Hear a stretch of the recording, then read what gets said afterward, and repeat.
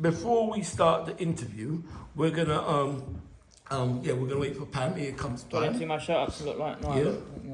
do I look professional? No? And yeah, you look very professional.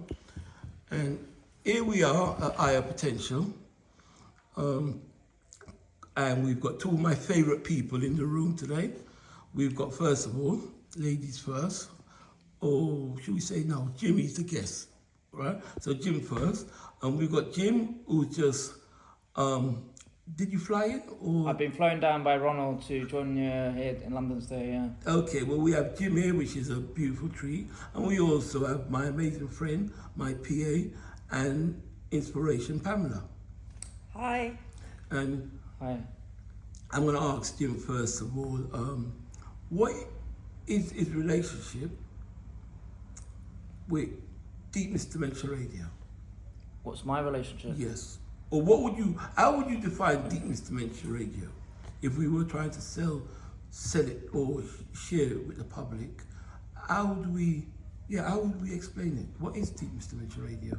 Well, Deepness Dementia Radio is a 24-hour radio station which is run by people living with dementia and cognitive impairment, for people living with dementia and cognitive impairment, and it's to enable people to get tools to live well with dementia. So there's music, not just like sort of like music for like people in their 90s, but like all up-to-date modern music, because people who live with dementia can be of lots of different ages of range, so range ages rather than just like in their 90s. But there's different types of music, there's different shows, there's different people living with dementia doing their own radio shows every week. There's blogs, there's daily news bulletins about dementia, and lots of other things as well. So that's pretty much in a nutshell what Deepness Dementia. You can tune into it. Just go to the website Deepness Dementia Media, just that deepnessdementiamedia.com, or maybe is it .co.uk? I think it's .co.uk. No, it's .com. No, it's not. Fucking hell. Sorry, I should try. Okay, this is. Sorry, can I check it out? Of course you can. Now this is amazing. Sorry. The reason why this is so amazing, because Jim actually is involved with maintaining the website. It's .com. Okay. Deepnessdementiamedia.com is the website you can access the radio from. Yeah. So Oh. I'm on the I'm on one of the few people on the board of directors for the organisation Deepness, who runs the Deepness Dementia Radio. The board is predominantly people living with dementia and cognitive impairment. I think there's 12, 13 members. There's only 3 members who are not living with dementia, but who have an interest around dementia. And the chairperson is someone living with dementia as well. So the whole organisation is led by people living with dementia, which is very forward-thinking and progressive, because most organisations around dementia are either run by practitioners, workers, professionals, or carers, and they make decisions and then they involve people living with dementia. But Deepness is the focus that is run by people living with dementia. So it's one of the first of its kind in Scotland. So yeah. Okay, that's very interesting. Okay, and we've got a lady next to you by the name of Pamela Thompson. Hello. And what do you do? Tell me a bit about yourself. So a bit about me. I'm a project manager for a charity in London called Higher Potential, and also I'm a personal assistant to Ronald Mans, who is living with early onset dementia and has a brain injury. Okay, is there anything else about you? Do you have any... I'm also a life coach. Pardon? I'm a life coach. Yes, I'm also a poet. yes, I've been published twice. yes.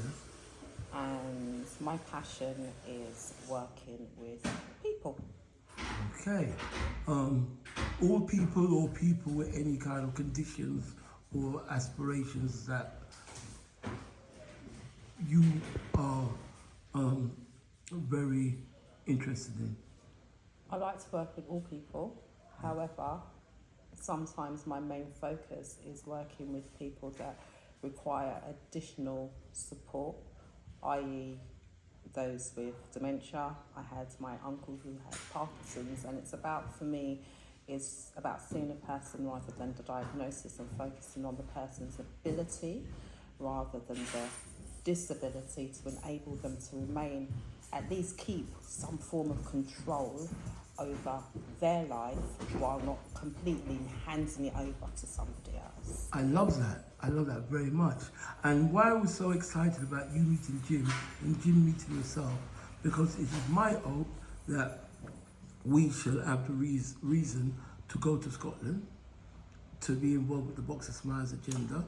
The Box of Smiles. Box of Smiles for me means giving somebody the opportunity to share a memory that brings a smile to them, but it's something that they'll always leave behind. It will remain here forever and a day, and that's just maybe a small legacy that will pass on through their family and make their family smile, or even trigger a moment to a stranger that will make a stranger smile. And also just make them change the emotions and sentiments of their mind through the joy of doing something that is creatively healthy and takes their mind away from the anxiety and the stresses of everyday life. Joining the enterprise well-being. Enterprise well-being. Being seen in the room and being able to share and partake rather than being sat at home behind closed doors and nobody knowing who you are. Okay, and as it goes, I was in Scotland not too long ago, and out of the blue, a lady said to me, Karen, said something like, are we ready for the Box of Smiles workshop this afternoon, or something of that nature. I can tell the story if you want one on Huh? Shall I tell you the story? Yeah, tell me the story, please. Because Jim was the one who motivated me to find the courage not to go back to my hotel room and disappear for the day.